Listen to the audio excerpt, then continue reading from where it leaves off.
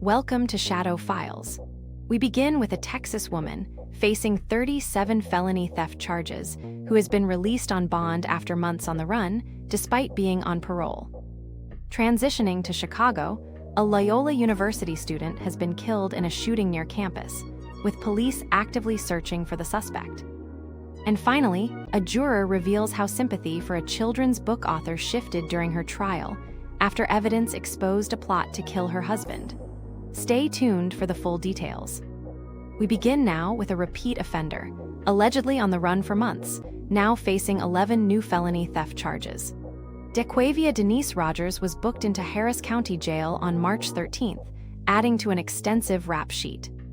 Her new charges include multiple counts of theft, with one exceeding $2,500.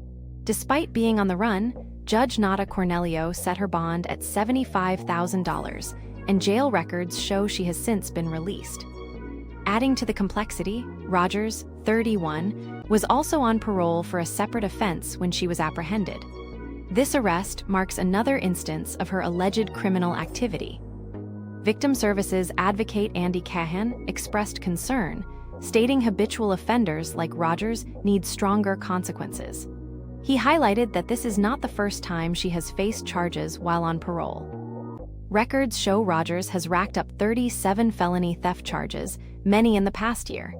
In September 2025 alone, she was charged 4 times for theft, including stealing beauty products. A Loyola University Chicago student, Sheridan Gorman, was tragically gunned down early Thursday in a shooting near campus, a suspect opening fire on a group. The shooting occurred around 1:30 a.m. in the 1000 block of West Pratt Boulevard, authorities reporting the 18-year-old was walking with friends when a suspect approached and fired.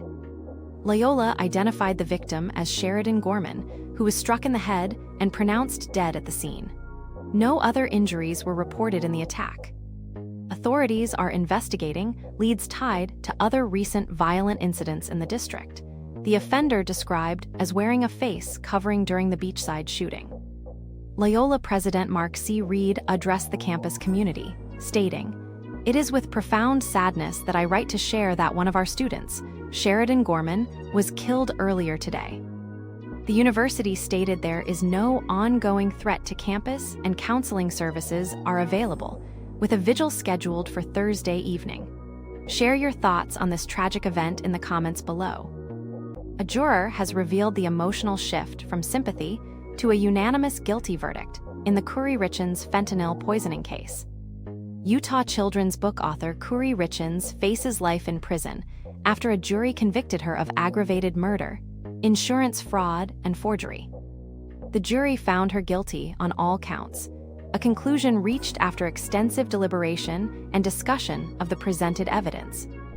Richens remained largely emotionless throughout the trial, appearing like a statue even when the guilty verdict was announced. As Richens awaits sentencing, attention shifts to her mother, Lisa Darden, amid new court filings suggesting potential involvement in the husband's death. Defense attempts to appoint counsel for Darden suggest she may face legal exposure, with past allegations of orchestrating Eric's death resurfacing.